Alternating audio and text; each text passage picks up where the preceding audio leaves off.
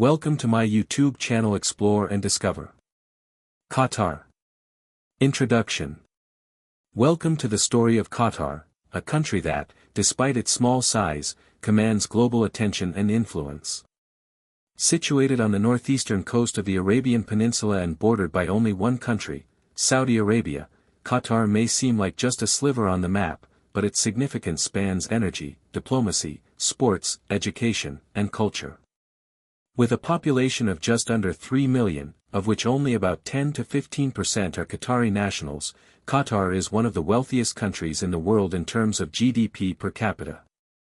From its ancient Bedouin heritage and pearl-diving economy to its transformation into a global gas superpower and international mediator, Qatar is a land of dramatic contrasts and profound ambition. It is a country deeply rooted in Islamic tradition, while simultaneously reaching for a future shaped by innovation and modernization. This script will take you through Qatar's past, present, and its vision for the future, touching on history, society, politics, economy, and culture.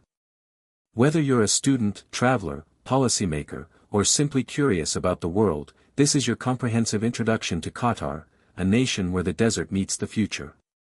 The historical foundations. The history of Qatar begins long before the age of skyscrapers and stadiums. Archaeological discoveries reveal human presence in the Qatari peninsula dating back thousands of years. From Stone Age tools to Bronze Age settlements, Qatar was once part of a broader network of trade and migration that linked Mesopotamia, Persia, and the Arabian Peninsula. Qatar was known as Qatara in ancient Greco-Roman maps. It was part of the Dilmun civilization's trade route and later came under the influence of Persian empires. With the rise of Islam in the 7th century, Qatar swiftly embraced the new religion and became an important part of the Islamic world. Throughout the centuries, the region witnessed the rise and fall of empires, from the Abbasids to the Ottomans. However, it was not a central power in any of these empires, remaining a coastal outpost sustained by fishing, herding, and most importantly, pearling. Pearling defined Qatar's pre-oil economy. The warm waters of the Persian Gulf produced high-quality pearls that were exported across the globe. For generations, Qatari men risked their lives diving without equipment, while women managed homes and villages in their absence.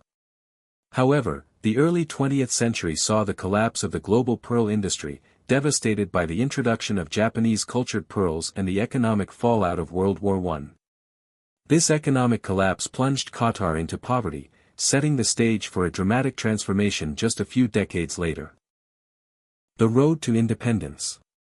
Qatar's modern political history is marked by its transformation from a British protectorate to an independent state and then into a wealthy energy power. In 1916, Qatar became a British protectorate, with the ruling Al Thani family maintaining authority in exchange for British oversight of foreign policy and defense. This relationship remained in place until the winds of change swept through the Gulf region in the mid-20th century. On September 3, 1971, Qatar officially declared independence, choosing not to join the United Arab Emirates. Sheikh Khalifa bin Hamad Al Thani became emir, and the country began developing its own institutions and identity. Qatar's transformation was accelerated by the discovery of oil in the 1940s. The first commercial oil export took place in 1949, opening the door to a new era. The revenues from oil allowed Qatar to build basic infrastructure, roads, schools, and hospitals, shifting it from a subsistence economy to a developing one. But it was the discovery of the North Field, the world's largest natural gas field, that would redefine Qatar's future. In the 1990s, under the leadership of Sheikh Hamad bin Khalifa Al Thani, who assumed power in a peaceful coup in 1995, Qatar aggressively developed its liquefied natural gas, LNG, industry. Within 2 decades, Qatar became the world's leading LNG exporter. This gas wealth provided the financial engine for a sweeping modernization program that continues today. Politics and governance in the 21st century. Qatar is an absolute monarchy ruled by the Al Thani family since the 19th century. The current emir, Sheikh Tamim bin Hamad Al Thani, assumed power in 2013 after his father, Sheikh Hamad, voluntarily abdicated, a rare occurrence in the region. Though Qatar is not a democracy in the Western sense, it has made efforts to involve citizens in governance. In 2003, Qatar adopted a new constitution allowing for limited legislative participation. The Shura Council, a consultative body, was elected for the first time in 2021, marking a step, albeit small, toward participatory governance. Qatar's political philosophy emphasizes soft power, neutrality, and diplomacy. It hosts international negotiations, invests in global infrastructure, and maintains relations with a diverse range of countries, from the US and China to Iran and the Taliban. However, its foreign policy has also led to tensions. In 2017, Qatar was subjected to a diplomatic blockade by Saudi Arabia, the UAE, Bahrain, and Egypt, who accused it of supporting terrorism and being too close to Iran. Qatar denied the allegations and refused to compromise its sovereignty. The crisis lasted until 2021, when relations were formally restored.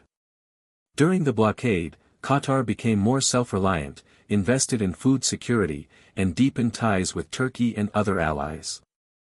Qatar's politics reflect its strategic balancing act, preserving its independence while navigating a turbulent regional landscape. Society, culture, and identity. At the heart of Qatar is a society that blends tradition and modernity. Islam is the official religion, and Sharia law forms the basis of legislation. However, Qatar prides itself on religious tolerance and allows for the private practice of other faiths, particularly Christianity and Hinduism, in designated worship centers. Traditional Qatari culture revolves around family, hospitality, and tribal heritage. The Majlis, a space for social gathering, remains a key institution. Men traditionally wear a white thobe, while women wear the abaya, often paired with the shayla or niqab. Despite being a deeply conservative society, Qatar is remarkably international. Nearly 90% of its population consists of expatriates, workers, professionals, and residents from countries like India, the Philippines, Nepal, Egypt, and beyond. This diversity has created a unique social fabric. Culturally, Qatar has invested heavily in arts and heritage. The Museum of Islamic Art, designed by I.M. Pei, and the National Museum of Qatar, designed by Jean Nouvel, are architectural and cultural landmarks. Institutions like Qatar Cultural Village host poetry, music, and festivals that celebrate both local and global traditions. Education is also a cornerstone of national identity. Education City, home to branches of American universities such as Georgetown and Carnegie Mellon, is part of Qatar's push to become a regional academic hub. Conclusion. Qatar's story is one of incredible transformation, from a desert village to a global capital. It's a story of ambition tempered by tradition, of a small state with a global vision. As Qatar continues to evolve, it offers a compelling example of what is possible when a nation invests in its people, plans boldly, and navigates the complexities of the modern world with clarity and purpose. This is Qatar, rooted in the past, driven by the present, and inspired by the future.